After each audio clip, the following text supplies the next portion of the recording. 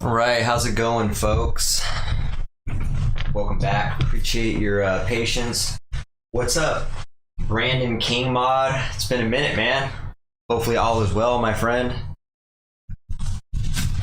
So yeah, appreciate you guys' patience. Kind of working out some kinks in there. Kind of trying some new things as far as tagging and description and keywords inside of the content. I've realized I've been lacking on that quite a bit. So until I can get somebody to actually do that for me, full time, I'm gonna have to just carve out that extra time and prep out a little bit more. So it might take a little bit longer, which means I need to get started earlier. So appreciate you guys' patience on that. But anyways, welcome back to the virus. My name is Ben, and today's episode is episode 69. Oh, and by the way, I posted a video of next week's guest that's coming on for Charles Hearn, and I put episode 69. Apparently I can't count, but that's actually episode 70 that he's going to be on. So hopefully he doesn't see this episode and think that he was supposed to be on this episode. So just a way for me to confuse everybody, I guess. But yeah, welcome back. This is basically... this is not a COVID-19 podcast, but instead one where we have contagious combos and viral viewpoints. And so I'll talk a lot about self-improvement, current events, and just random things that'll come up, during the week for me, things I wonder about, things I have, things that I think would be a good thing to bring to the table and chat online, and especially during a live stream about. That way we can get some feedback from some of you guys. And yeah, it's things that I think are meaningful and have some substance to it. So hopefully I'm right about that. And it's not boring as shit and everybody's eyes is glazing over. But that's the intention. And let me get a drink here really quick. I get some caffeine in me. I've been running slow on sleep. Staying up too late, not the good kind of staying up. Well, not what most people would think, Working late is what I've been doing, and it's been kind of catching up with me. I'll do that for 4 or 5 nights straight, run on 4 or 5 hours of sleep, and then come the 4th or 5th day, I'm just like really drained and gassed, and that's kind of where I'm at. So still haven't figured out the proper balance of time for me as far as what's going to keep my energy keep the productivity up and also sustain my energy. So it's definitely a balance that I've struggled with, because the problem for me personally is I get more of my work done at night, but then I also have a lot of things that happen early in the morning that require my attention. So it's a catch-22. I haven't figured out how to do that. If most of my work productivity is at night, but yet again, a lot of my work is done in the morning, as far as coordinating with people and having to, be receptive to things. I don't know how I would do that efficiently. So far, it hasn't been working great. I've been making it work, but it's not the ideal situation. So any suggestions, I'm open to hear them. So please let me know how you guys manage the night productivity versus the morning productivity balance. So yeah, anyways, you guys can find me on YouTube, Twitch, Spotify, Instagram, and Facebook. And give me a like, give me a follow, share, subscribe. I really appreciate all the love. Like Brandon here is I believe that was your name, right? You changed your name, it looks like. I could have swore it was Brandon King Mod. So correct me if I'm wrong, man. I think I feel like you changed your name to RNGC. And if that's the case, what does that stand for? It's got to be some meaning to the acronym, I believe, right? So anyways, my week went well. Hopefully you guys had a good week. Pretty busy. I've been really I'm tired of saying the word slammed. It seems like everybody uses that word. I'm slammed. And yes, I am slammed, but God, I gotta come up with a different word than that. Let's just say I'm behind. I'm playing catch up. There we go. And so I've got so much work just piled up that all I'm trying to do is just put a dent in it every day and I'm just playing catch up. Let's just put it that way. Got so much work going on with my business, with the home improvement business, that it's pretty tough putting out the fires and making sure I'm constantly communicating and following up with people, letting them know we're getting to you. And, we apologize for the delays because we're having some delays. And so we're doing our best to just catch up. Just basically, first of all, let people know what's going on, communicating with them, giving them updates, and then also following through with, these dates that I'm promising them pretty much. So, but anyways, that's pretty much it for the weekly recap. And let's see, some of the things we're going to talk about today is creativity, time management. If you want to call it time management, you can call it whatever you want. The follow-up is something I've been really learning about and training myself and getting knowledgeable on this past week. And man, I've just been enlightened to the lack of follow-up in my business and just in general, statistically speaking, with all businesses. We're going to talk about expectations later on in the viral viewpoint. And then for the review, I'll continue to review my 10X GrowthCon experience and keep going, basically reviewing all the notes that I took on a couple guest speakers, because I didn't get to it last episode because I spent all episode talking about whatever BLM and whatever. So let's see here. Sorry, I got distracted with the email there. Anyways, we'll continue to do that, and then I'll review the UFC 261 that happened a little bit and give you my thoughts. I did watch the highlights of the 3 main fights that I was interested in anyway, and I'll give you my thoughts on that next, and kind of what my analysis was on that. Pretty exciting. And then that's pretty much it. We'll wrap it up with the rant and the quick question of the day, and we'll get you guys sent on your way there for the rest of the weekend. So let's start it off with, so the contagious combo, like I said, is going to consist of the creativity aspect, about how, Grant Cardone talks a lot about how creativity follows commitment. And I really relate to that quite a bit. And I understand exactly what that means as far as the way he puts it. He talks a lot about time, but not time management. So that's kind of a poor choice of words for me to talk about time management, because he actually hates that saying. And basically his thought process is, which is very unique. He doesn't, he creates time. He likes to say it. He likes to create time, make it happen. Time doesn't own him. He's not a slave to time. Matter of fact, on the contrary, he likes to make time his slave. He likes to make time his bitch. Let's put it that way. Like I said, the follow-up, the guy really opened my eyes to how imperative the follow-up is. And look, we're not just talking about business either. I realize that the follow-up is imperative to life in general.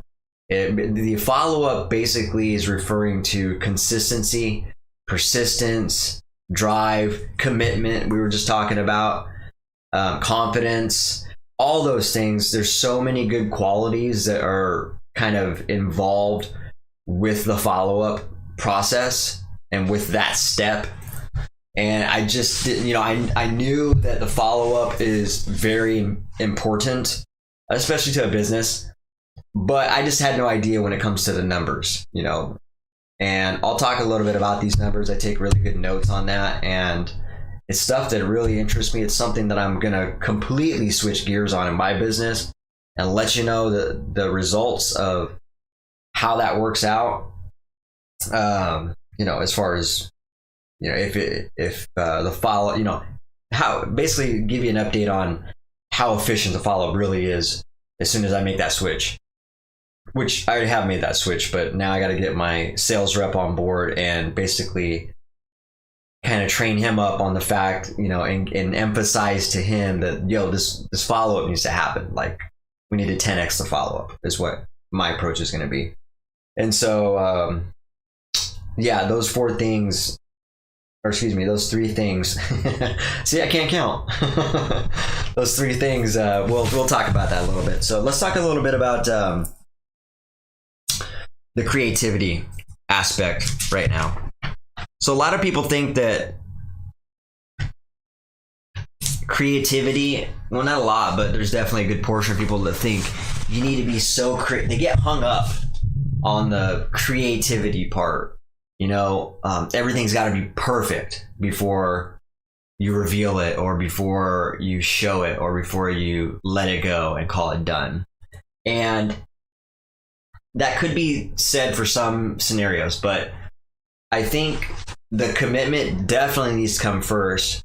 And it doesn't even need to, you could definitely commit to creativity, but there's got to be a point where commitment plays a factor in pulling the trigger, taking some big steps, making some big swings, and just executing. The creativity, we can easily get lost in the creativity part of, building something, whether it's, literally building something, if we're building a house, if we're writing music, if we're, acting, if we're, it could be applied in so many things. Relationships, I could see, the commitment and creativity conversation really applying to relationships, especially with, partnership. If you're so hung up on the creativity part of it and you want everything to be perfect, you miss the mark on the commitment. And I think commitment, when we're talking about a relationship, is highly valued, more so than the creativity part of it.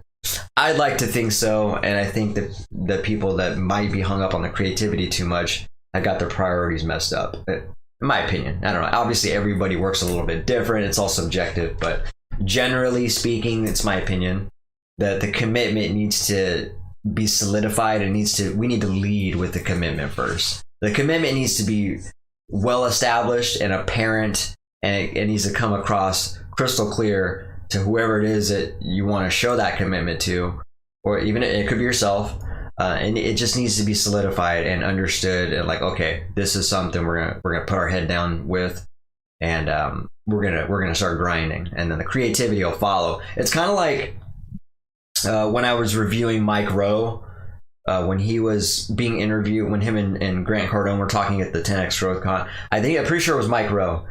He was talking about your passion, and this is something that kind of, it kind of opened my eyes a little bit too, because a lot of people, there's a nice little saying that everybody likes to say, is like, you should, do something you're passionate about. If you like what you do, you don't never have to work a day in your life type thing, that type of talk. That's all great and stuff, but I think people forget that there's a long path to get to that point, right? And the commitment needs to come before that, I think. Actually, I know that. And so, when you're young, you could definitely focus on your passion. But when you focus too much on your passion being like, let's just use art. Let's just say you're a young kid, you're an artist, you're doing well, you do really good artwork, and then there's a point in your life where, let's say you're 10 years old and you're drawing. Next thing you know, you're 12 years old, you're still drawing. Next thing you know, you're 14 years old. Not a lot of expenses, not a lot of expectations, not a lot of, really anything required from you of the world except to do a good job in school, be a good person, right? Then you hit 16, and then you're starting to think about, like, man, it'd be nice to get some money. And starting out at 16, trying to create artwork and selling. So here's the thing. A lot of 16-year-olds probably don't have the knowledge or even know where to seek out how to promote artwork, because it's going to take a lot of effort to promote, market, and put yourself out there to a world that has no idea who you are or what you do. And that's where the commitment comes in. And I think, the fact of the matter is, a young person at 16 needs experience. They just need life experience. And if that involves working at the local McDonald's for whatever, a year, 2 years, 3 years, hopefully not that long, but if that's what it involves, doing these jobs like that are not so pleasant, but also teaches you the value of the dollar and things like that, or the value, the non-value of the devalue of the dollar, I guess. Also, I think that's a commitment. That's a sense of commitment. Now, that doesn't mean you stop what you're doing with your passion. I think you can do both. I feel like people, they like to look at things black and white too much, so they think like they can't do things simultaneously. If they, the 16-year-old wants to work at McDonald's, he doesn't necessarily have to give up his passion in art.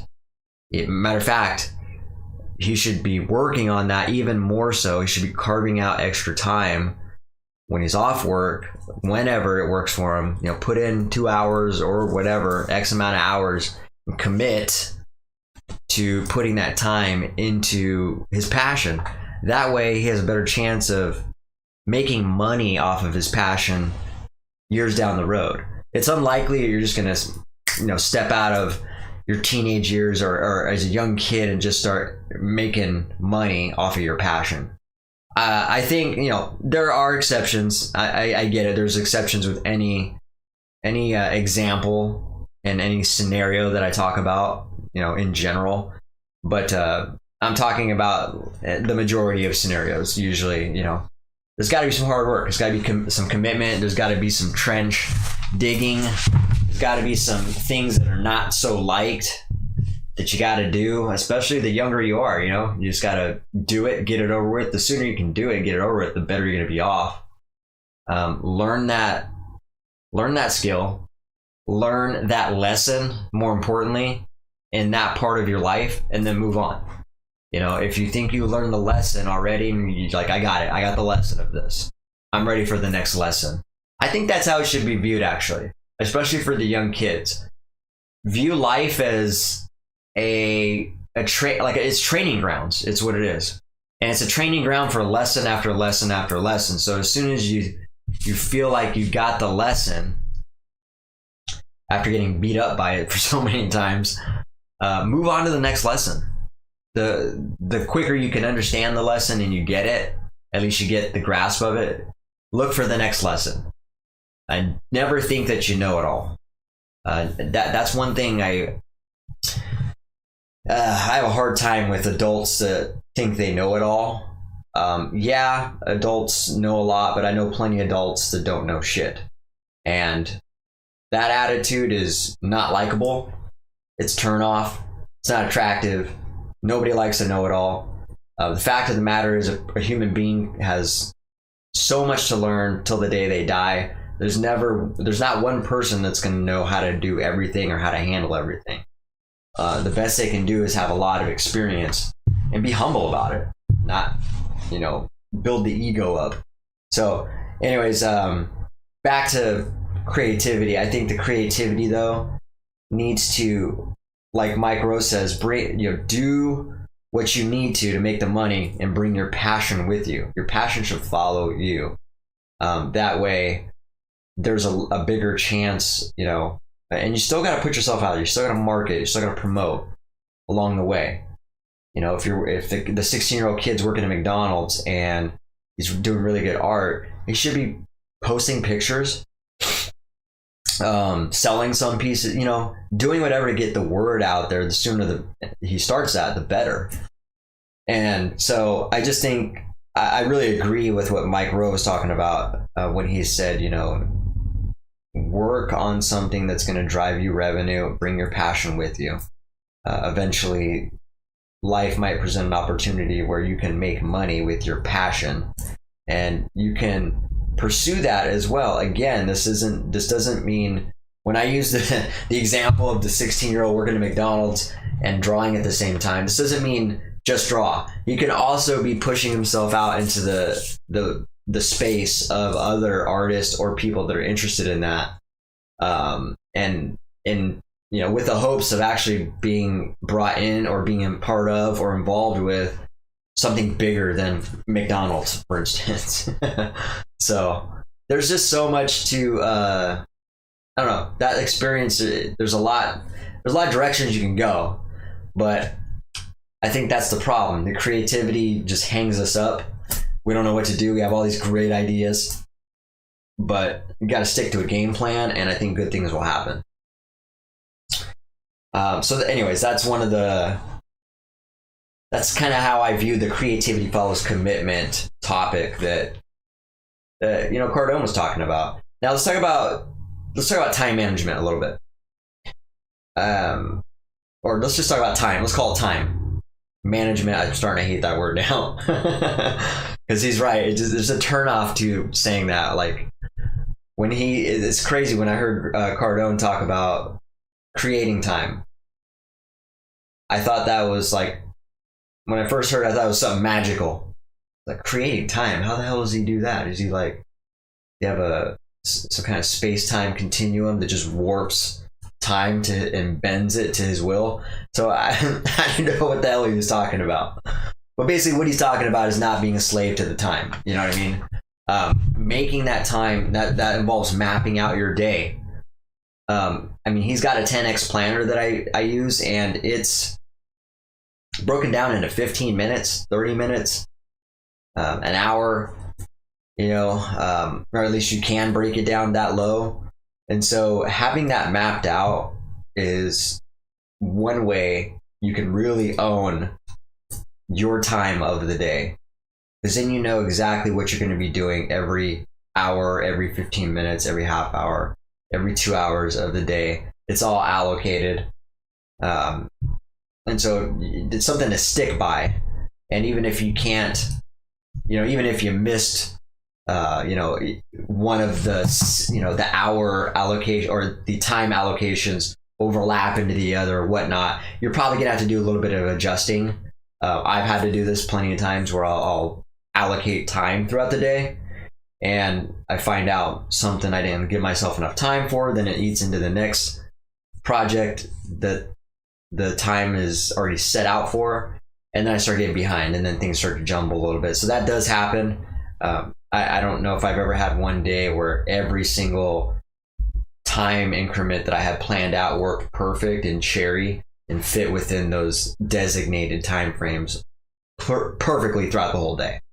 But when you do that, the majority of all the things that you did want to do, it gets done. For the most part, it all happens the way you planned it, with some exceptions, So that's what he's talking about. He's talking about, it's one thing to make a list and write down stuff on your calendar, but to actually break up duties and tasks and things you want to fulfill in each time slot for the entire day, there's a lot of power in that, and there's a lot of predictability with that. There's a lot of control with that, a lot more control than you would just going throughout your day without having any plans. So it's been really good for me, to be honest.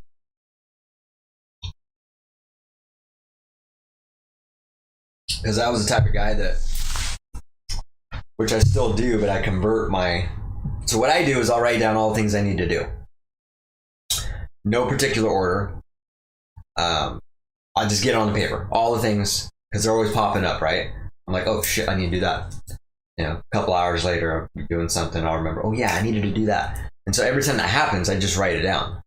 And then that night or the morning, usually it happens at night, I'll write down, I'll condense all that and figure out what needs to happen first and start prioritizing it in order, as far as order of the procedure in which these tasks need to get done. And that's really where the game changer is. Having just like 20 things on a piece of paper in no particular order. Maybe this needs to get done before this, and vice versa. And a lot of them are just crisscrossing. When you actually map out what needs to be good, what needs to be done first, what can be done first with, the time you're gonna, the time of day that you're gonna actually do it. There's so much direction with that, and like I said, it just feels like you get a lot more control with your day and your time, the time that's being spent. And by the way, when you do that, you're gonna visually see where your time is being spent as well, because you could do this with all the wasted time. Matter of fact, you should do that, because there was one time that I did that, and I was pretty surprised with the amount of wasted time that I did. I think it was, God, what was it? Technically, it was over 4 hours of wasted time, which to me is really fucking crazy. And I was probably being hard on myself because a lot of it was late at night when I could have been doing something else. And so, yeah, I wasted a lot of time. But the nice thing about that exercise for me was I seen where the time was being wasted, and I basically shifted the approach a little bit, and less time is being wasted now. And so, matter of fact, very little time is being wasted. There's still that hour at the end of the day where I'll like Netflix out or something and just check out. Not every day, but sometimes I'll do it, and that's kind of nice for me to just check out, because my brain just keeps going on the business and things that need to get done, and it's really hard for me to wind down at night. And I found, when I do that, when I watch something and check out of my life for the last hour, it kind of helps me. I didn't say it helps completely or makes me, run away from my problems or things I got to take care of. But what it does is it kind of just puts me at ease a little bit. And so that's kind of nice. But yeah, the time management, the management part is definitely something that can be, you shouldn't. It sounds much better to create the time than to manage it. I can tell you that. And so when I heard Cardone talk that way about it, I was like, oh, wow. I never thought of it like that. And so that's actually helped me, just thinking about the way he views time. I'm just thinking in my head like, oh, well, I should create the time as well. I should make that time. I have control of the time. It gives you a huge sense of accountability for you to actually hammer down what you need to be doing, what you're going to do, what you should be doing within certain times of the day. Let's talk about, man, this I'm going to try not to burn up the whole episode with this next topic, but this was mind-blowing to me. This is what I've been studying heavily for the better part of this whole week, and it's the follow-up. What is the follow-up? That's when you follow up with somebody you were previously having a conversation with, or there's some level of interest, slightly at the very least, that you need to talk to them about this again to find out where they're at with it. Usually involves a decision being made. That the follow-up is very helpful and very imperative and necessary. It's useful. It needs to happen. It's an art form. And these are things that, I do follow up. My follow-up's been nothing like this. And the amount of follow-up compared to what should be done, as far as the amount of follow-up I've done compared to what needs to actually be done to produce results, they're not even comparable. So it's pretty crazy. So let's just go down some of these numbers, because I have to refer to the notes here. But some of these numbers, and by the way, these are going to be probably business related more so. But the more I think about this can apply to anything. When you revisit a conversation with somebody, that's a follow-up. It can be, a child revisiting a conversation with their mom and dad about something they asked them for a while back. Like, hey, Mom, did you have a chance to, think about that? And now that you did think about it, have you made a decision about it yet? Like, where are we at with this? That could be a follow-up. You could follow up, when you're dating somebody, especially just starting out when you're dating somebody, you can follow up with them, you probably would have a much better success rate as far as actually having some quality time with another human being if you followed up. And so it's just got me thinking about how I can implement the follow-up in so many different ways, a lot more to produce a lot more results. And it's going to create a lot more certainty You know, it's also going to increase the chances of opportunities happening, maybe even a little luck. The numbers are going up. You know, it's an odds game, it's a numbers game, and so the more you follow up, the more likely something is going to go in your favor. At the very least, you're going to know where you sit with, you know, whatever it is you're following up on. So let me just talk with you about these numbers here real quick.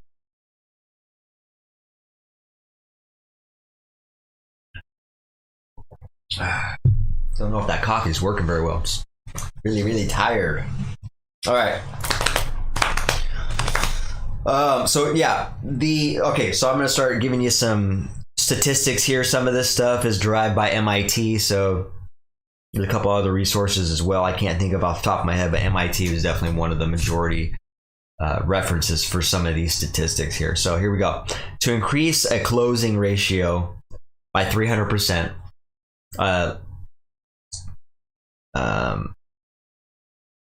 leads that were sent 3 or more texts. Excuse me, I misread that. So leads that are sent 3 or more texts after the first contact are 328% more likely to convert. So that's pretty crazy. I mean, all these statistics, blow me away. Leads that were sent 3 texts after the first contact, 328% more likely to convert. And that's with anything. Like I said, you can apply this to anything. If you just follow up with somebody, just using 3 texts. I mean, there's a ton. These are just statistics. You can do however you want to. This is just to kind of open your eyes to what should be done, how important the follow-up is, especially with a business. And so this is one that really stuck with me. 80% of all sales are made between the 5th and the 12th contact. So think about that. 80%, which, you know, primarily is the majority, almost the majority of the percentage of 100%. 80% of those sales or decisions that are actually being made happen between the 5th time of talking to this individual about it and the 12th time. So at the very least, you're going to need to talk to them 5 times about this, whatever it is. Because by the time you talk to them, they have forgotten about it. It's in the distant past. It's probably not even important to them anymore, perhaps. It's that important to make sure you're following up multiple times. And even if someone gives you a hard no, you could definitely follow up with them and ask them questions, like, hey, can I ask you, why is that a hard no from you? What is it about this, about me, or the proposition or this suggestion that you don't like? Can I ask you that? And you're going to find out some information by doing that as well. By the way, a lot of this stuff I don't do, and I'm going to start doing. Like that example I just gave you, where calling up somebody that actually didn't do business with me and asking, hey, why didn't you do business with me? What could we have done different? Is there something in particular that kind of made you not want to move forward with us? Is it something completely unrelated to us? So I'm going to start asking these types of questions and doing a no sale follow up, as they call it. And so what else? 78%. This is more business to business related. So 78% of business to businesses are not sales ready. 50% of people who say they are ready are not, meaning the buyers. If they say, yeah, I'm ready to buy today, that's not true. 50% of them who say that are actually not ready to buy. Only 27% of people who contact you are sales ready. 79% of leads never convert. 2% are done on the first visit. So that is pretty, it's not surprising. 2%, that's nothing. And so luckily, I've had pretty decent success where I've been able to close people on the first visit. Doesn't happen all the time, but it takes a lot of effort too. It takes a lot of confronting and maybe a little bit of tension. Just depends on the individual. But it definitely takes confronting and, asking people to make a decision, which people have a hard time making a decision already as it is. Then when you ask them, like, hey, I'm going to encourage you to make a decision. Is this a yes for you? Is a hard no? Most certainly, I hope it's not I'll think about it. So it's a muscle that you got to condition and work out, and in order to get that implemented. So I do know a little bit about that because I've done that for the last couple years now. Let's see. So you must nurture the leads. You must nurture the leads. Ones who bought and ones who didn't. So nurturing the leads is part of the follow-up, calling them and just being real friendly. Like, hey, I know we talked back in June about, getting a deck built or whatever. Are you ready to move forward with that project now? I think it's been, 6 months now. Or is that something you actually want to move forward with now? Because we're ready when you are. So there's ways of, nurturing the leads. And let's just say she's like, for this example's sake, she's like, no, we're still thinking about it. We looked at the prices of stuff and things are way up. Wait for it to go down. By the way, this is a real response too. I've heard this exact response from people. And yeah, a lot of people like to lean on price as being the decision factor. The deciding how do I say, what am I trying to say? The deciding factor for a decision that's being made. There we go. Gosh. So yeah, I can't talk and I can't count right now, so just a heads up. It's pretty funny. All right, here we go. So yeah, definitely nurture the leads, follow up with them, find out what's going on with them, find out, where they're at with the decision-making process. Have they come to a conclusion? If they are, great. If not, what is it about that, what kind of information can you get off of that decision that was made? 65% of all companies agree that they don't nurture leads. That's pretty crazy.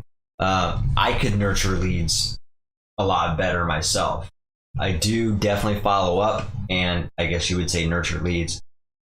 But 65% of all companies agree that they just don't do it. It's crazy. Lead nurturing and the follow-up have resulted in having a 35% lift in lead generation. So not only are you going to convert, by doing these things I talked about, like texting to get 328% more likely of a chance to convert people, but you're also going to generate more leads, word of mouth, reference, referrals. When you start doing that, people spread the word for you, whether or not they buy from you or they don't, which is kind of cool.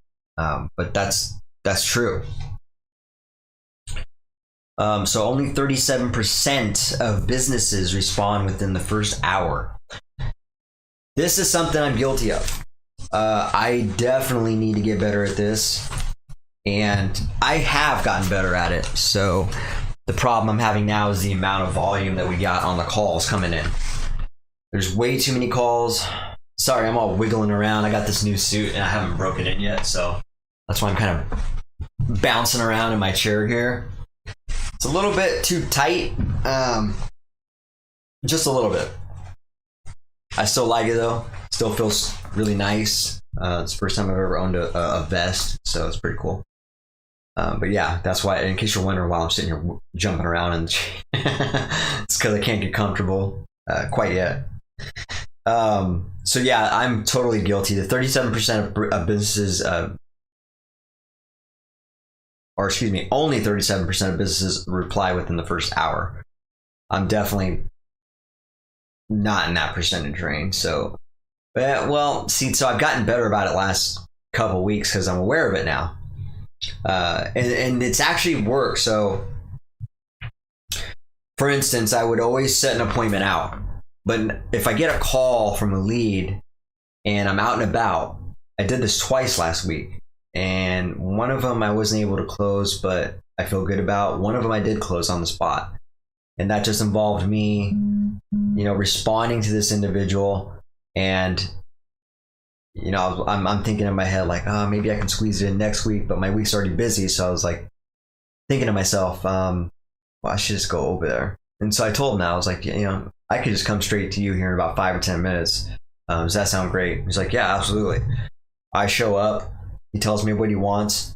I draw it up, give him a proposal. He looks at it. Yeah, okay. Hey, honey, come take a look at this. She looks at it. They look at each other. He's like, you want to move forward with this? And done deal.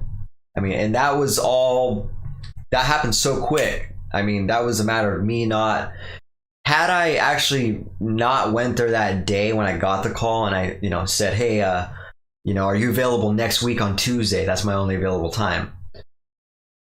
Probably could have lost the lead, lost the sale.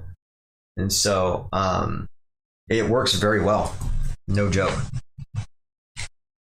You are 7 times more likely to have a meaningful conversation with a key decision maker if you contact them in the first hour. Same thing. So the message of that part is contact people back within the first hour at the very least. Make it an imperative. And a lot of people don't like to answer the phone nowadays. It's one of those generations that we're living in where people they don't want to interact. They'd rather interact with their phone, voicemail. I mean, you'll call somebody, they won't answer their phone, they'll text you immediately after that and say, sorry, I'm busy, I'll call you later, and they never do. And so that part's pretty frustrating. But it is what it is. So yeah, you're 7 times more likely to have that meeting combo with the decision, with the decision maker. Sorry, I can't even read my own handwriting. So now I can't talk. I can't read. And I can't count. So having a stellar week, right? Now that's positivity. Oh, that's funny. All right, so the speed in which you follow up is vital. I'm not sure if he said that, or I know he definitely backs up the speed factor, the speed quality. Speed needs to be implemented, and I'm very aware of the speed thing. I could definitely use improvement in all these things, but out of all of my understanding with these topics, speed I definitely get. I understand speed is a huge deciding factor. That's what drives things, is the amount of speed in which you can get something done so you can move on to the next person, especially when it comes to business. If you got backlog jobs, you got things that are waiting on you and materials, which that has definitely happened and is happening now. Speed is important. So, okay.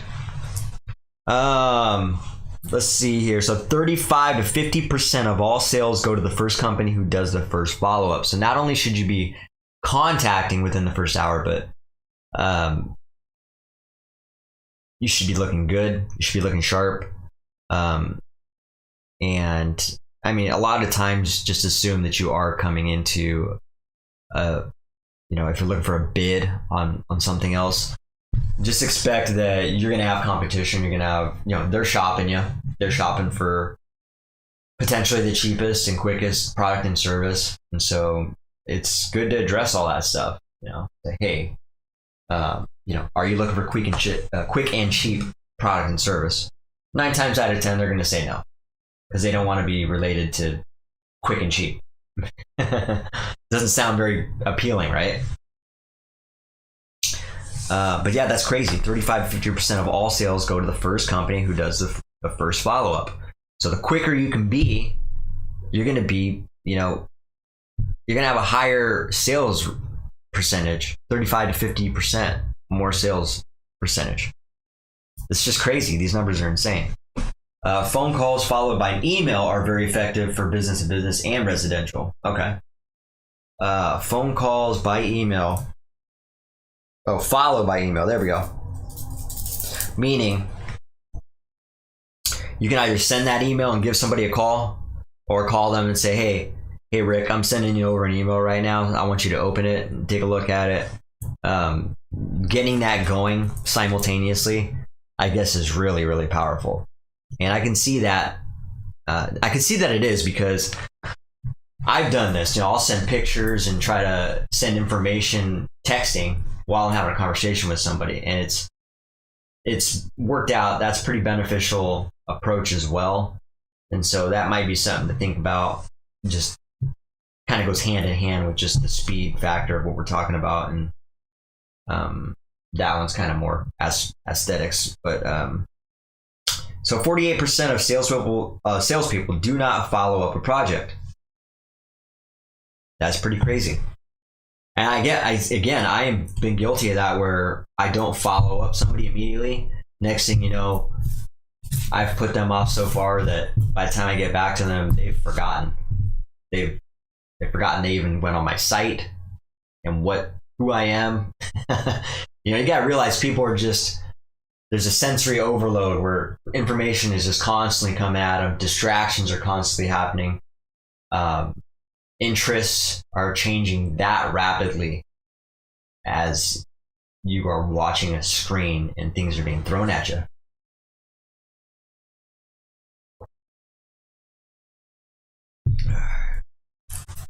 Um, 25% of salespeople make 2 contacts and then give up.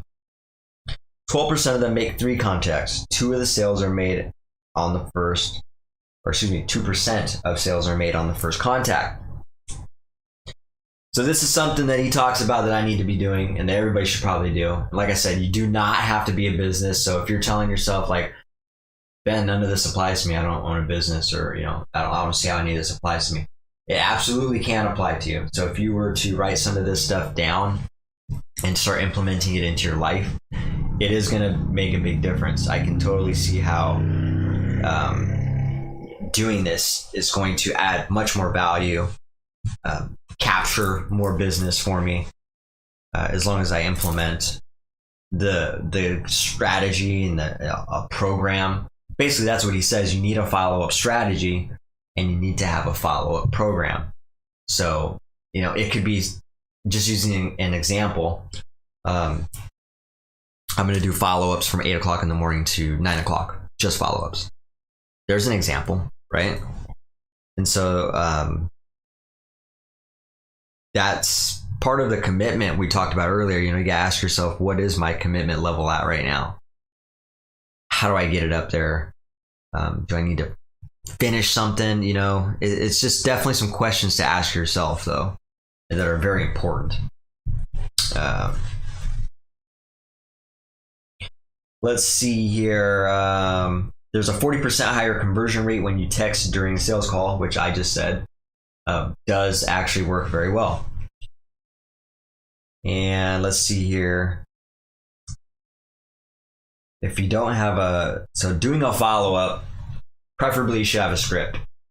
If you're going to do a phone follow-up, write down some of the stuff, in a format to where you can stay on topic and deliver what it is you're trying to deliver on the message. Okay, so let's see.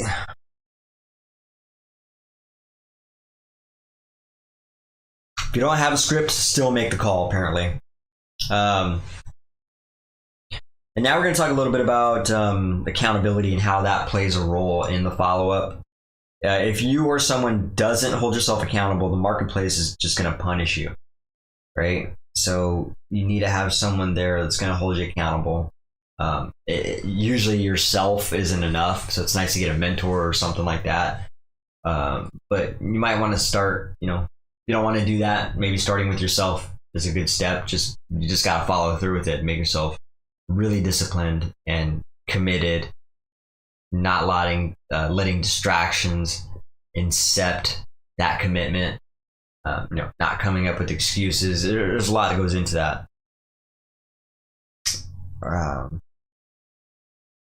Let's see here. Okay, let's do that. Calls. I need to check these off so I know where I'm at. Calls need to be made on a regular basis, and that's why it's important you have an actual game plan. Calls on a regular basis will wear a customer out, it's a good thing because it's going to emphasize how much you believe in your product, how confident you are in the solution actually solving a problem for them. So it's very, very important that it's being made on a regular level, which is why I've committed to making a follow-up program every day. And so I'm going to implement it. Like I said, I'll let you guys know how that works. I already know it's going to be very successful. It's going to be a lot of friction, a lot of pushback. Some of that involves just cold calling somebody, whether you know them or they weren't expecting your call. You're like, hey Dave, yeah, we spoke a couple weeks back and went over your project, just following up with you. He's not expecting that call. So essentially, yes, we met and talked about some things, went over a project, but his silence is not an indication to me that a decision has been made. On the contrary, it's I guess technically he did make a decision not to follow up, but it's my job to follow up and hold myself accountable and let him know, hey, we're a serious company. We need to find out what's going on with this. What's it going to take to get your business? Let's see. One, I like the saying that he says is, when it comes to a river stream, you should be the stream, not the rock. The stream will always wear out the rock, consume the rock. Plus, it's really nice. Just a river, the thought of a river. I don't know, it's calming, right? I think so. I think listening to the river is pretty calming, or any type of water splashing, like the ocean. And so the other thing is people follow speed. I totally agree with this. And this is why I always promote doing stuff quick and fast as well. You should be doing things as quick as possible, and also not getting hung up on the quality part. Quantity over quality is the focus. It should be. And again, a lot of people like to go back to the creativity talk we had earlier. A lot of people like to focus on quality over quantity. But unfortunately, I don't know if that was someone I already interviewed, reviewed, and then, or for someone I've already talked about, but he was asked the question, quantity over quality or vice versa, and his choice was quantity over quality. The quality it'll shape as it goes. The quality is going to get worked out. You need to commit first. You need quantity. You need numbers. You need a consistent flow of inquiries and prospects on whatever it is you're interested in, whether you're selling something or you're trying to sell an idea or you're just trying to talk to somebody about something. It's really relative to every situation. Having a clear purpose so if you're going to call somebody on a follow-up, make sure you have a clear purpose and a reason for calling, and lead with that. Like, hey Gary, the reason I'm calling you right now is such and such and such. I'm calling because I'm trying to get you to actually buy this product and understand that this is something that's going to provide tremendous amounts of value to your life. Or it could be, a decision too. Like, hey, Gary, I'm still trying to find out if, you made a decision on whatever it is we're talking about. Have a clear purpose is kind of what I'm trying to say. Always leave a message. I think people they don't like leaving messages, especially the younger generation. I don't know why. But if you call somebody, they don't answer, leave a damn message. That way they know you're serious. You know, if they're serious, they're going to call you back. Most cases. And ask for referrals. That's one thing I'm going to start doing as well.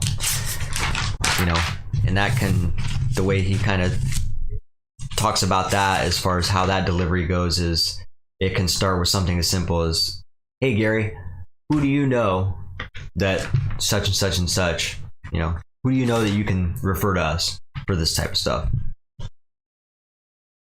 All right. And like I said, I didn't want to burn.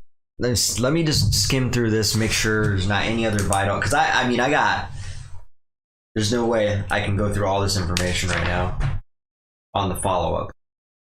There's another page and a half just on the follow-up. So there's a ton of value on this one topic. Let's see here. Yeah, these are all talking about mastering the follow-up, types of buyers to be aware of.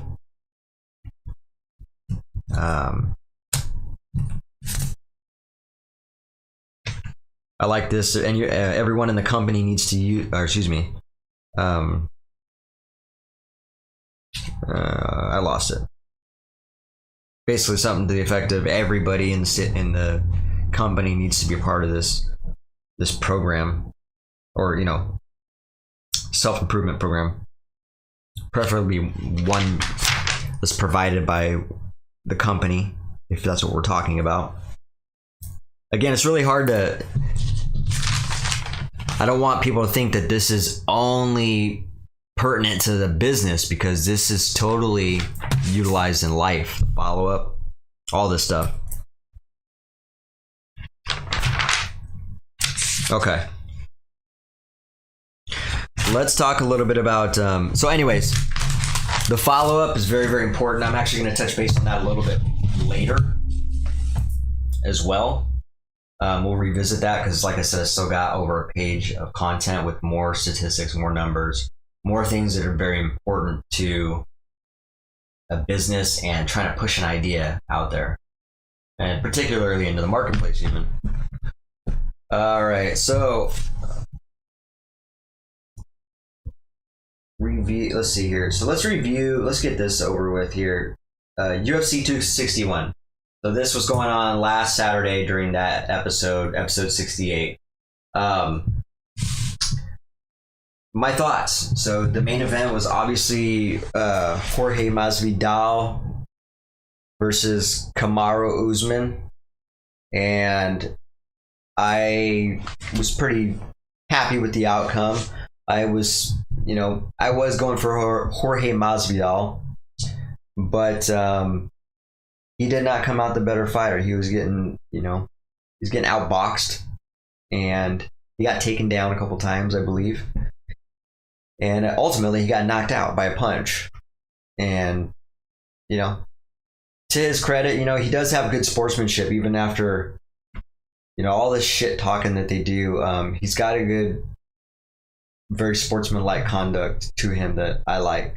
It's weird because I don't like too much showboating and trying to mind incept when it comes to like fighting and stuff like that. I can't stand when other fighters do that. They try to get in the other person's head. I'm more attracted to the fighters that are focused, highly focused. They don't even show much emotion. That's why I liked Fedor Emelianenko. I don't know if you guys know who this guy is, but he's from the Pride Fighting Championship. I think he might have fought once in the UFC.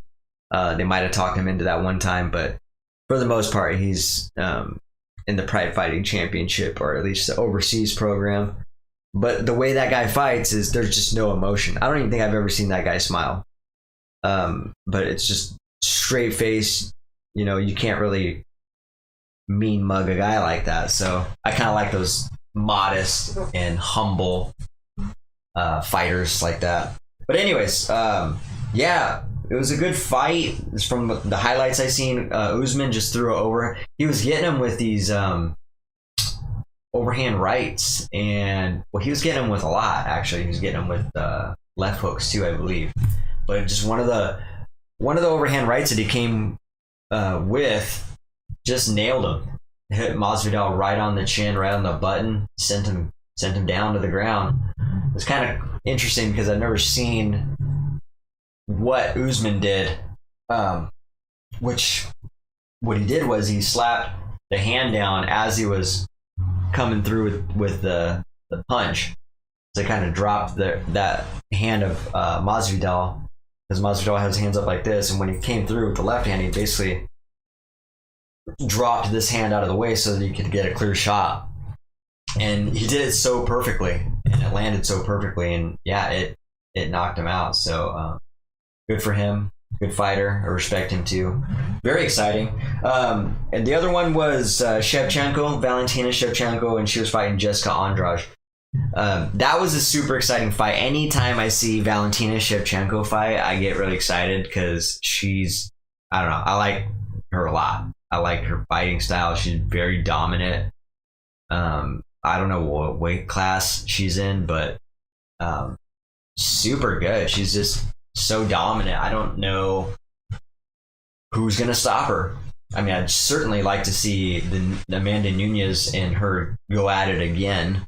I can't even remember who won that fight, but that was a really good matchup. But yeah, it's just crazy to see how dominant she is. She'll always find a way to just outwork the other fighter, and she did that once again. The last fight review of the night would be the one, I cannot pronounce her name, Nama Nunez. I'm gonna say Nama Nunez. Anyways, you get the point. Really tough name, right? I've actually been a fan of hers for a while. My nephew showed me a video of her fighting one time, and I think she actually lost that fight. So it's weird. If I remember right, she was fighting another girl, and she was dominating. She was dominating that other girl, and she kind of got herself in a position where the other girl got her in a clinch, and I want to say it was a guillotine hold, and just by a freak accident they went to the ground, and Namanuni just hit her head on the ground in a headlock and got knocked out after dominating that whole fight the entire time. So it was one of those upset wins, and like freak things that happen don't happen very often. But it was good to see her climb out and get back into I think she won a championship, strawweight championship belt. And by the way, and the way she won was with a quick left high kick to the face that sent I forgot her name now. I won't even try to say it. I said it last week. But she was actually, I got my notes here. I should.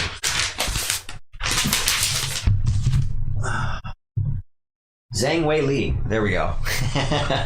We know I slaughtered that name. I'm pretty certain I hammered that one. But yeah, she kicked her and landed perfect. And what I was going to say was, it's kind of interesting how, because they showed a lot of the not the weigh-in, what do you call that? The introduction where Bruce Buffer introduces the fighters. And she was over there standing the whole time saying to herself, I'm the best, giving herself the positive affirmations. But to see her receive that belt and watch her completely break down in tears of joy, that stuff's real moving, actually. And I don't know what it is. Call me soft or whatever, but it almost brings a tear to my eye because I'm that happy for her. So, I mean, she had sheer joy, so much overwhelming happiness that she was just crying as she was receiving this belt, and she's hugging it, and she just couldn't let it go. And so it was actually pretty cool to watch. I like seeing that. I like seeing fighters that have, in anything, any sport, anything that someone has done, it's real moving, when someone has worked so hard at something years, and then there's actually a payoff, a realization that they have, and they reflect on it. You know, they think about the journey, the suck of it, the blood, the sweat, the tears, all the not so nice stuff, and all of it coming to this one moment where it all pays off is a beautiful feeling. And so I think it's really cool to watch, and I really like that. So all right. Yeah, so let's see here. So I'm not going to, by the way, all those fight outcomes are very cool. The winners on that, and not really, I guess all my favorites did, no, Masvidal lost, that's right. So I was going for Masvidal, he lost. Other than that, Shevchenko and Namajunas I was rooting for, and they both won. So that's nice. I'm going to get to my notes here, and we can talk about where I left off on the 10X review. All right, so and I got two guys on here, but I'm only going to be able to go over the notes that I took while he was interviewed, I guess. So the guy that was there was Tommy Hilfiger.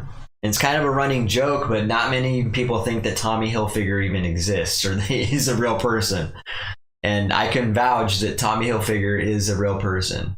And it's kind of a running joke because nobody thought he was real, and he was posting these Instagram videos or something like that. Maybe somebody was posting Instagram videos with him on it.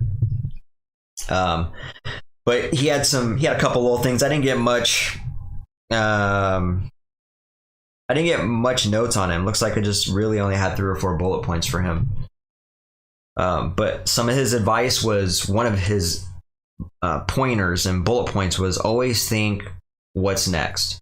That's what worked for him. You know, once he was done with something, he was thinking, okay, what next? What can I do next that I should do that's going to get me to the next level, or get me going to a place that I want to be? Which path am I going to take next?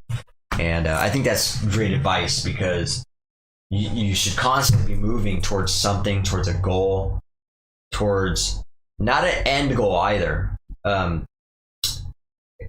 Basically, mile markers. You know, you complete something. Okay, I did that. What next? You know, because I think us humans thrive in the pursuit of accomplishing something that we set out for ourselves.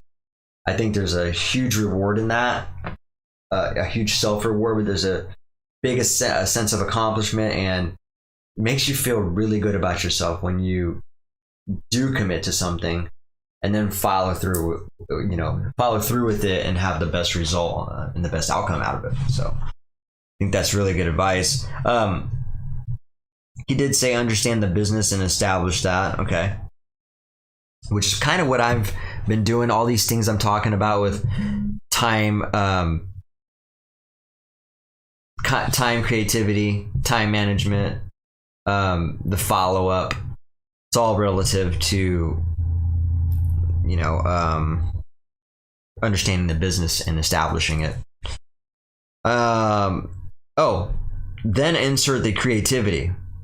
So he did say that. Maybe, and he might have said it. I might have got him mixed up with someone else. But basically what he says, understand the business, establish that, then insert the creativity. And so I think that's really good advice too, because it goes back to what I was saying earlier with us. People get hung up on the creativity. Some of us do it unintentionally. Some of us do it almost deliberately. I think there's sometimes people might even hide behind it, where there's never a perfect time. At least for the majority for most things, in most cases, there's never a perfect time. The time to do it is now. Usually it's always the sooner the better. What is going on with my internet here? Sorry, my computer just took a poop and I had to reboot it. So hopefully it's still working. I feel like it was working with King Mod on there for a second. But anyways, I got diverted there. Yeah. Oh, so I was talking about creativity. Just a lot of people get. Well, no, what I was saying was there are those who potentially hide behind the creativity part of it too. You know, because executing is the harder part of it, rather than just being creative. You know, that's the fun part. All right.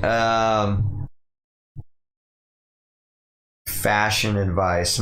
Not quite sure why he put that in there, but I will definitely take fashion advice. Fashion is something I've definitely been leaning on a lot lately. As you might have noticed, I got a lot of suits and stuff that I'm wearing lately.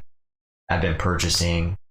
Just bought. I've never bought a really expensive pants, but I just ordered a couple pairs of Alberto pants, and they're like really high quality casual wear for the most part. And yeah, I never bought a pair of jeans for $215, and I bought two of them. And you know, I know that there's probably pants that are a few $1,000s out there. I'm sure it all exists and whatever. But in my world, paying a couple $100s for a pair of pants is kind of a lot of money. And I had no problem doing it because I just really wanted them. And I take my fashion seriously. I take my giddy up seriously. So I want to look nice. I want it to be comfortable. You know, I want to last. I want to be from. It's not even necessarily about a name brand. It's just got to be quality stuff. And anyways, I'm pretty excited because they're like they look like they're jeans, but they're not. And the material is super comfortable, flexible, doesn't crease. So yeah. Anyways, I'm diverting here again. Last thing that Tommy Hilfiger, the last note that I took on him was he was asked a question: what was your biggest failure or biggest disappointment? And his answer to that was his biggest disappointment in life was listening to others. And I'm assuming, you know, listening to the people that gave him bad advice is probably what he was talking about. But that's good advice. You know, you got to learn to block out the negativity or, you know, eradicate it from your life. Most people can't do that. Most people have to deal with some sense of negative inception that people always try to implement and try to impose on other people. And that's pretty honest, him saying his biggest disappointment was listening to others, because I think we can all relate to that, where we've taken someone's advice and thought to ourselves after the fact, it probably wasn't the smartest thing to do. I don't know why. I just went with my gut instinct, or perhaps ask someone else that was going to give me some positive advice. So I think that's strong stuff right there to work with, and it's completely true.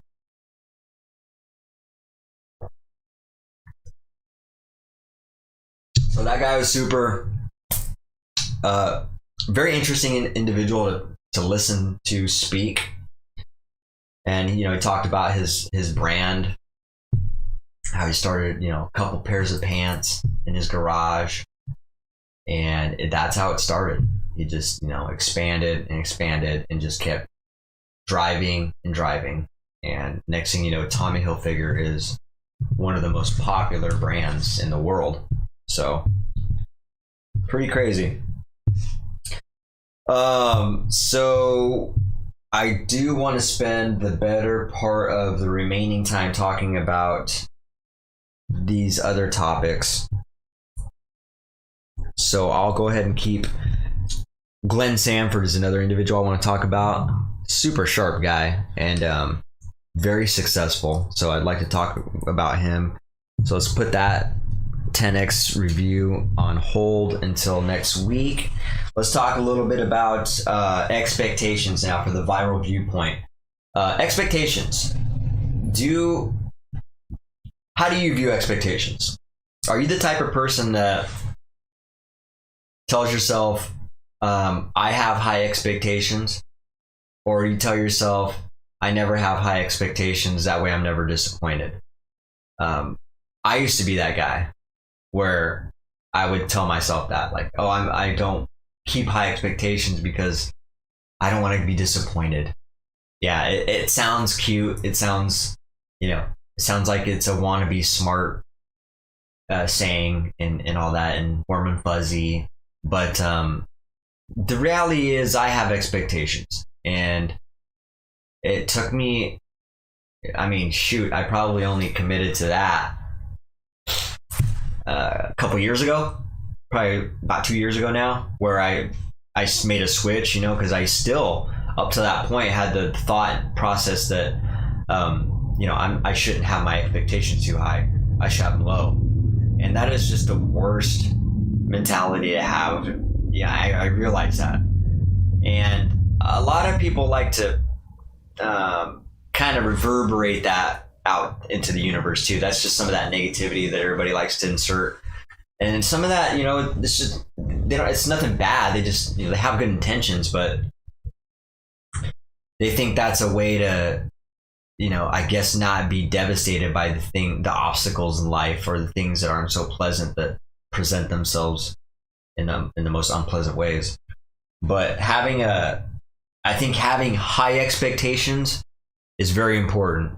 And especially for me as a business owner, and having a business mindset, if I didn't have high expectations, then the standards would be low. I would not have a decent running business. I would be operating not in an ethical way.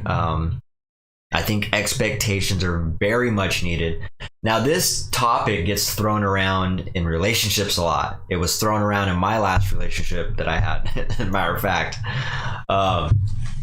And that was actually when I looked at myself and realized that statement that I said, because I said that exact statement to, so long story short, I was kind of, being a little bit outspoken and maybe even a little bit rude towards my ex-girlfriend about telling her like, hey, I felt like she was making some excuses and not doing something. And I pointed it out and said, hey, I think you're making excuses, and you could be so much better. I kind of gave her like a pep speech, I guess, which probably wasn't needed, and so something along the lines of, you could be so much better, you can do so much more if you just acknowledge these excuses that you're making and actually just start doing some of these things. But the reason why I'm talking about this, because it came to me from her. She was like, hey, you have all these expectations of me, and I was thinking in my head, like, do I have expectations? I didn't know if I did or didn't. Thinking about it now, yes, I did have expectations. I have expectations for relationships. I have expectations for business relationships. My relationship with people that work with me, I most certainly have expectations of, quality control, great customer service, great attitude, all these things. These are valuable, good expectations that I've created for myself and for my company that I work. But going back to that scenario, she flat out told me, it sounds like you have expectations from me. And my response to her was like, exactly what I just said. I actually have low expectations so that I don't get disappointed. And I thought that was super lame when I thought about that months. This was, probably over 2 years ago now, this incident. And it was the last time we spoke, by the way. And I was thinking, God, that I didn't like me saying that. I feel like it was just a regurgitated statement that I've heard from somebody. It sounds like something I learned from old man Larry, who I used to work with for 9 years. And he used to have little, old man sayings that were real negative, just like that. And these are the type of statements that I've adopted, right? And so I don't even know it. Subconsciously, I'll just start saying that, and then that was my immediate natural reaction. This is why it's important to surround yourself around positive people, or at least identify the negativity in people that are around you and let them know. I was just talking to somebody about this. One of my employees, I think. telling them how, you know, negativity is, it's just, there's a majority of negative people out there, and you know, it's not that they're even trying to be negative, it's just what they're taught. It's repeated, it's parroted stuff from other people, and it's just it's bad because it's automatic response type. It's a trigger to an automatic response, and so that's a whole different subject, but which I should talk about. But negative people, I'm surprised. I know that I have talked about this, but I feel like I should probably emphasize a little bit more that topic, because I think it's so important people understand, you know, how much negativity is in my life. Does negativity play a role in my life? I think I did just talk about this recently, actually. But yeah, going back to my expectation statement that I made to you know, my ex-girlfriend at the time. That was super lame to say that, you know, like, hey, I have low expectations so I don't get as disappointed. How fucking boring. I mean, just saying that, it just comes off so weak when I think about that. There's nothing strong about that. There's no backbone to that. There is nothing attractive about that statement. It makes me want to vomit when I hear that I said that. That came from my mouth. And I can't even stand being that negative anymore. I'm just not that negative anymore. And so definitely done some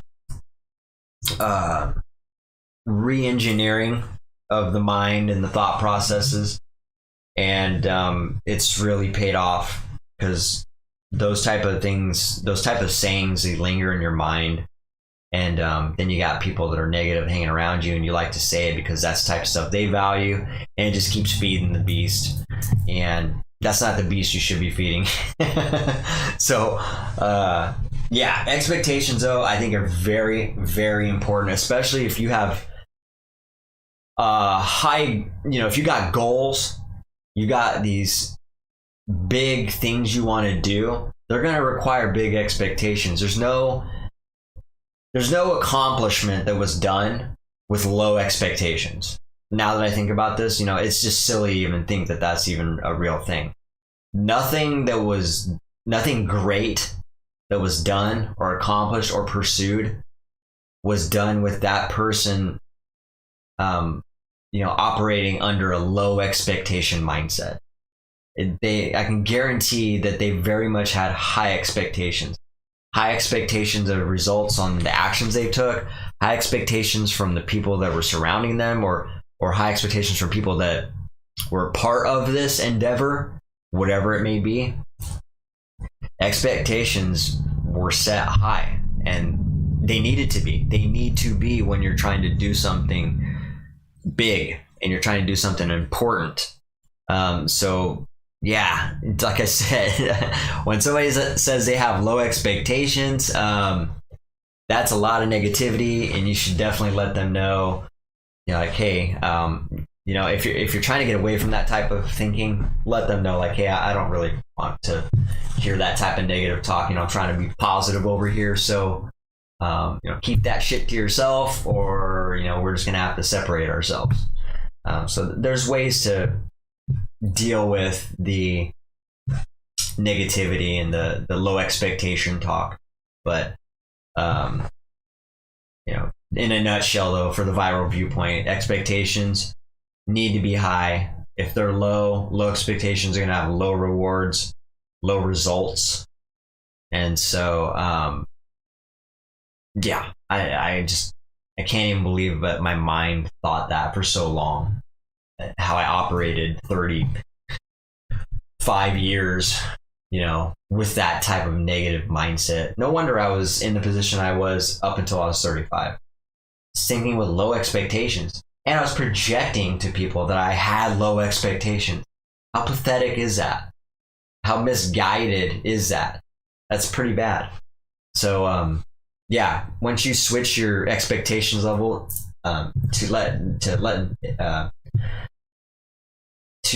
letting people be aware, there we go, that you have high expectations, it's a game changer. Because not only are you putting it out to the world, but this is something that, if you think it, you do it. Your internal dialogue plays a huge part in the actions that you make. So if you're going to tell yourself that you're going to have low expectations, you're going to have low results. You're going to tell yourself you have high expectations because you want more results. You're going to get more results, and you're going to have a level of productivity that's going to exceed, what you might have even thought once you keep the expectation bar high up on the list. So yeah, I very much value expectations. It's a huge part of my life now. And I make it very clear to people that are involved in my life that my expectations are high. Here's what they are. And this is what I expect me to do. This is what I expect you to do. If we're going to work together with this, if you're going to be a part of my life. And it just works so well when you approach it that way too. So anyways, that's pretty much it for the expectation talk. Let's put it that way. Oh man, barely making it through this episode, guys. By the way, I really apologize. I'm gonna make sure that I get a lot of good sleep on Friday nights from now on, because I got to get up early, and then I'm just dragging. And all week I stay up late doing work because I carve out. I'm a single dad, and so I gotta cook. I'm training too. I'm doing licensee training for Cardone while I'm doing things and trying to go about my daily my daily parental duties as a single father. That involves cooking, make sure homework gets done, and then I get to spend half hour with my daughter, literally half hour with my daughter right before I have to get her ready for bed. So as soon as I put her to bed, I'm up here working for 3 hours until midnight at least. Sometimes till 1. I was up till 2 one of those nights. Actually, 2 of those nights this week I was up till 2. So, and then I get up at 6. So like I said earlier in the podcast, I've yet to figure out the balance, right? I could wake up early, but it's kind of the same thing, go to bed at 9 and then wake up at 3, 4 in the morning. Is that better? Or should I work late at night? Like I don't know, maybe I'll give that a shot. There was a time where I was getting up at 4 in the morning, and that was working, although that was in the summertime when I did that, and so it made more sense. Because over here, the motivation gets shot with the amount of gloominess we get here. I realize that. I realize that the sun in the summertime, I'm so much more productive in the summertime. That's because it feels like the day's getting started a little sooner. Even if everybody's still sleeping, it's 5 in the morning and the sun's starting to come up a little bit. Everybody's sleeping still for another hour, hour and a half. I can get a lot done in that hour and a half, and it feels really good at that time to do that. So might switch it up. Maybe I got to get on a seasonal program as far as timing goes. A seasonal schedule, a timing schedule. Maybe from winter till late spring, I'll do my night work, and then when summer comes along, it's back to 3, 4 o'clock in the morning, and then putting in a couple hours of work before I get everybody up, or get my daughter. If I say everybody, it's just me and her, and then going out about my day. So so for the last little bit of the time here, I want to talk about the rant. My rant could take a little bit of time because it's going to go into something different. But so the rant for the day, and by the way, hopefully we covered a lot of ground on the expectation topic, and hopefully some of you guys got some value out of that and can relate to what I was saying with low expectation versus high expectations. I feel like we all can relate to some of those experiences that I had. But yeah, the rant. So here's the thing. This is my rant. Everybody's leading with, when you meet somebody, or exactly. When you first meet somebody, it's always starting, at least in my experience around here, it always starts with, have you been vaccinated yet? and you tell them yes or no, and like, oh, cool, yeah, I have. If you say no, like in my case, I'm like, no. They're like, oh, I have, and they're like, why aren't you? Are you gonna get it? That's always the follow up. It's so fucking predictable. And today I got that question from an individual that I did a job for him a couple years ago. He's a good guy. I like the guy, but he does come off as a bit of a know-it-all type person, a little bit aggressive, a little bit of ego, a lot of ego actually. But he's a good guy. He's just got a little more ego for my liking to hang around with a lot. But anyways, I rang the door. I went over there today because I was bidding another job, and I haven't seen him in a couple years. And he comes to the door, doesn't open the door. He knocks on it, signaling to me that I should put my mask on. And so I was like, okay, put my mask on. He opens the door. Hey, how you doing? Good. Start that conversation off. It's like, oh, you're all dressed up. You got some appointments today? I was like, yeah, I got a couple appointments. Oh, cool. Did you get your vaccine yet? Did you get vaccinated yet? There's literally like 5 seconds into just seeing him again after a couple years. And I was like, no, I didn't. He's like, oh yeah, me and my wife, we got vaccinated.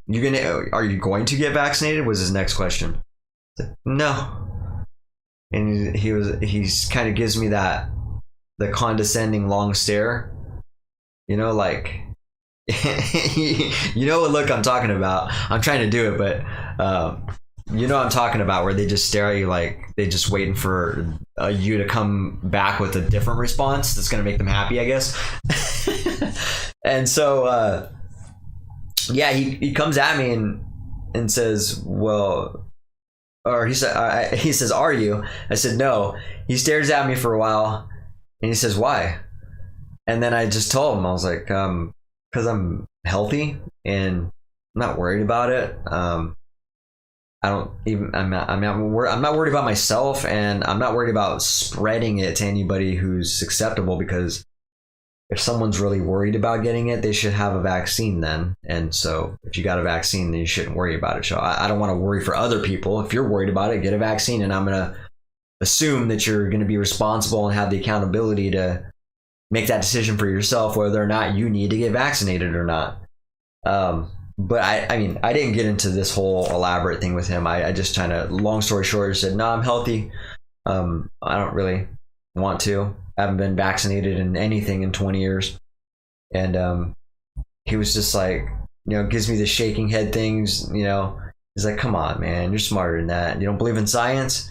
Gives me that whole speech. And, I could tell he's trying to invite me into this pissing contest with the vaccine. And so it's annoying to lead the conversation.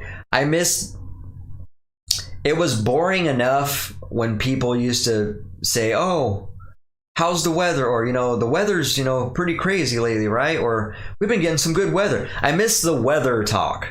It's getting so bad that I'm hearing the vaccination talk so much. I miss the days now where people are, like, yeah, well, they said next week's going to be real sunny. Right? And then you talk about the weather. Yeah.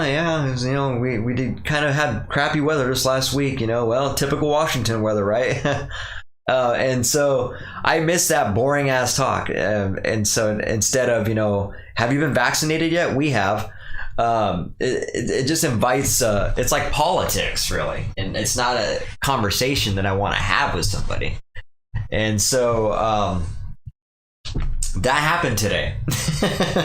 And what I'm saying is I can't stand that being the lead of a conversation anymore.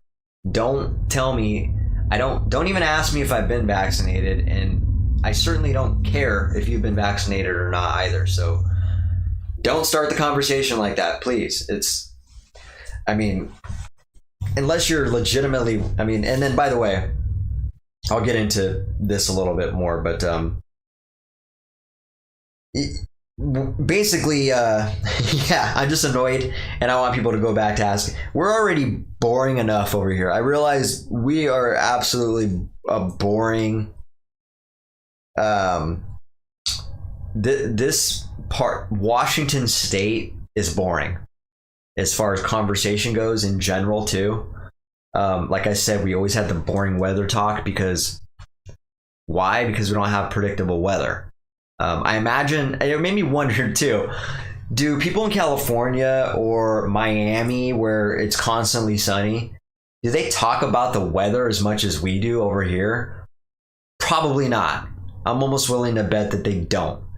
It's predictable. We know it's good weather. There's nothing to talk about. Over here, it's unpredictable. We get the weather that bounces back and forth. And that's not even still exciting to talk about. So we're just so boring over here, which is why we always have, that's why we had protests and things like that going on, and all these, we're just so bored that there's no problems. We have to create problems. And I don't know, that's a whole different topic in itself. But the whole point is I can't stand when somebody's leading a conversation with, have you been vaccinated yet? No, why not? Like, I just can't stand, like, can we just stop talking about the vaccine when it comes to just one-on-one interactions?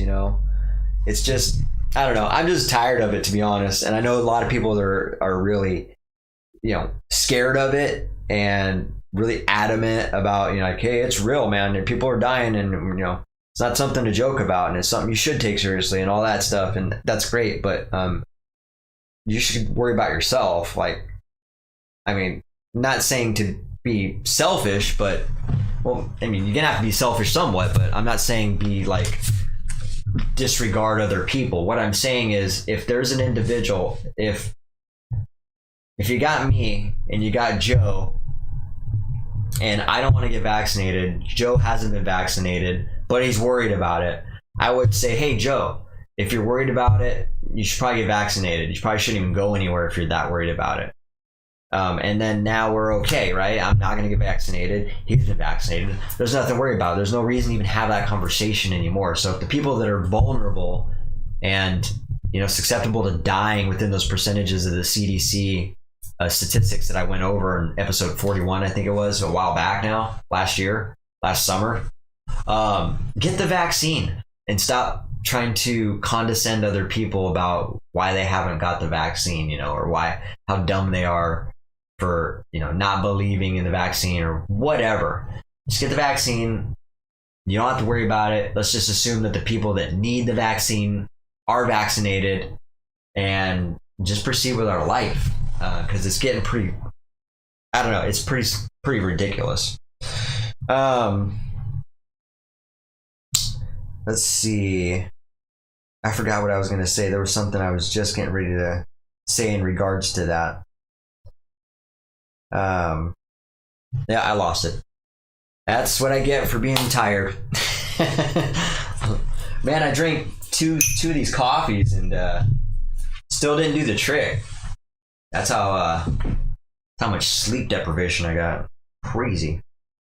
So yeah, that was the whole rant there. Like I said, being drawn into that conversation is very uncomfortable for me. It's not something I want to get into with somebody. And then we started getting into, he had a job where he was, he told me about a job because we stayed in contact within these 2 years, he's a pretty friendly guy, and he'll reach out to me and I'll reach out to him sometimes. But he was talking about he got a new job, and it was for Amazon, and they put you on a 6-month probationary period. And after that 6 months, I was like, how's your job going? He was like, oh, well, they let me go. It was a probationary period and they decided not to keep me. And I was like, oh, okay, that's not good. And then he started talking about how, yeah, well, he's like, I collect unemployment now, and I actually get paid a little bit more than what I was getting paid from them, so it actually worked out. And I chimed in with that too. I'll get to this in a sec, but basically I chimed in with that and said, that's why I'm having a hard time getting help, is because the unemployment. Everybody's getting unemployment. There's no incentive to work. Matter of fact, there's incentive to not work. And it's making it really hard for business owners like myself who need some real help from people that are ready to work, or that should be ready to work.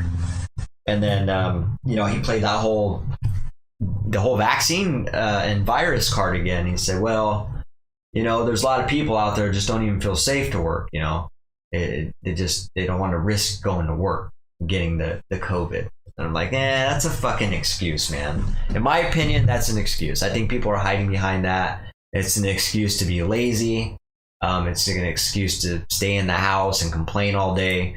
I got guys that are working for me because they want to work. They don't really care about the COVID,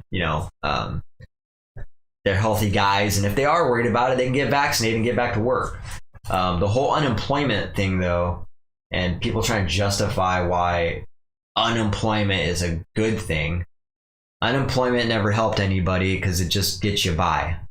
It doesn't. As soon as that unemployment doesn't last forever. As soon as it runs out, you're back to the position you were in the first place, and now you got to get a job. You got to figure out a way to, generate cash flow, or generate cash.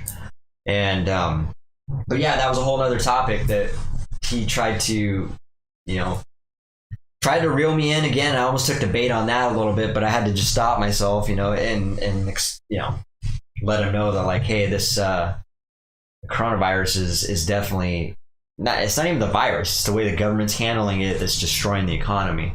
And one of those ways is by giving so many people unemployment and incentivizing them not to work. So that was just my personal opinion to him. And you guys have heard me talk about this because it's definitely been a issue as of the recent past. But anyways, we're winding down here. So let me give you guys, I think I've ranted long enough on running on 4 hours of sleep here.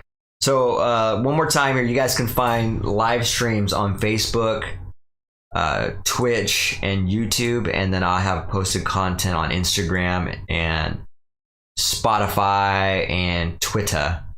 So give me a like, give me a follow, subscribe, share it. Really appreciate it. Appreciate anybody who's on the podcast listening. Feel free to chime in anytime you want and talk about some of these things that we may or may not agree about, or we don't even have to agree or not agree about it. We could just talk about it. So I will leave you guys with the quick question of the day, and then I'm going to get out of here and send you on your way. The quick question is, what is one thing or person that you need to follow up with? Who do you know that you needed to follow up with about something? Or what is one thing that you needed to follow up with? Now, will you make a commitment to do so next week? Like next week, will you pick a day, an hour, time slot, think of something that you needed to follow up with, and then next week, make the commitment, but make a commitment now to follow up on it next week. Make a phone call. Usually it requires just a phone call, or personal visit maybe, but try to make a conscious decision to follow up on something that you've been putting off, or that needed to be followed up on. Whatever, business, pleasure, whatever it is, just something you needed to follow up with. Give it a shot. Let me know your results. I like doing little things like that, little exercises for the week.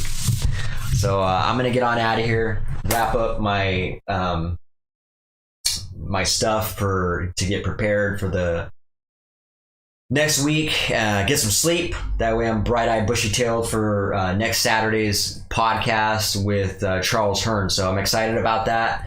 Haven't had a guest on for a couple months, I feel like now. So real excited about that. I'm starting to get some guests lined up. I have a list, so I'm gonna reach out to them, get them on a regular schedule or frequency, and yeah, just keep it rolling, because I think the podcast with the guests are much more entertaining, because me talking to a camera for 2 hours is pretty tough. It's a lot better to bounce ideas and feedback off of someone who's actually here or on a Zoom call, which is going to be the next Saturday's episode, which is a Zoom call. So anyways, thanks for sticking around. Thanks for listening. I appreciate it.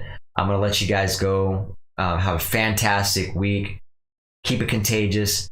Keep it viral. Have a good night, guys.